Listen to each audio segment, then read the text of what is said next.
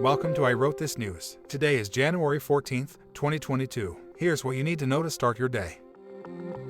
Despite the rapid rise in the number of Omicron cases across the nation, the U.S. Supreme Court on Thursday blocked the Biden administration from enforcing a vaccine mandate for large employers.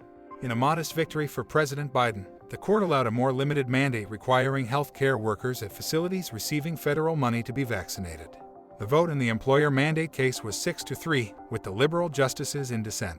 The vote in the healthcare case was 5-4, with Chief Justice John Roberts and Justice Brett Kavanaugh joining the liberal justices to form a majority.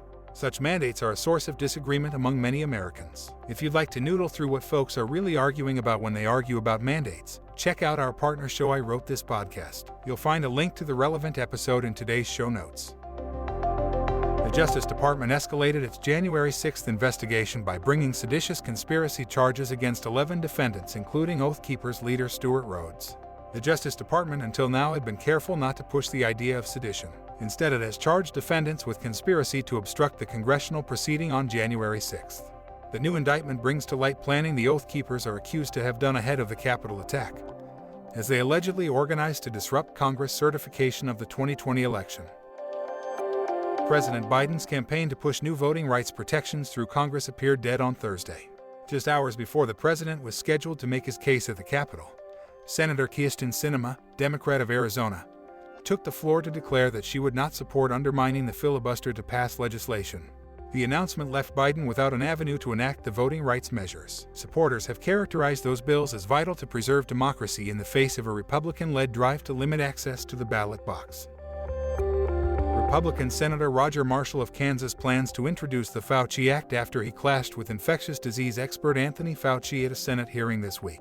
Marshall will be introducing the Financial Accountability for Uniquely Compensated Individuals Act after he said Fauci's records were not readily accessible to the public.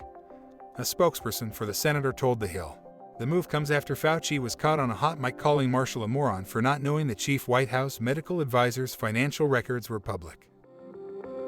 An ailing Maryland man who received a pig's heart last week has a criminal record stemming from an assault 34 years ago in which he repeatedly stabbed a young man.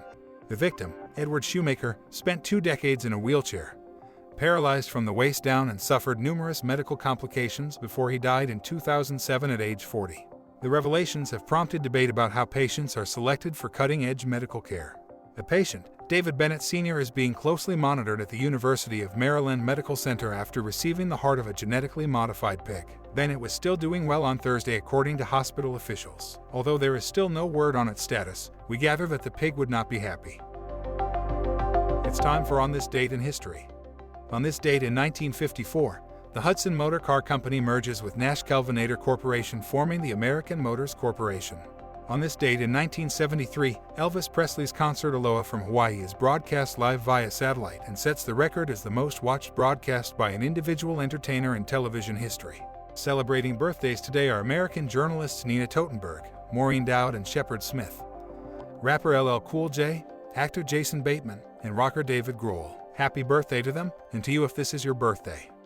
By the way, if you or someone you know has a birthday coming up, send us an email or leave us a voice message with a greeting.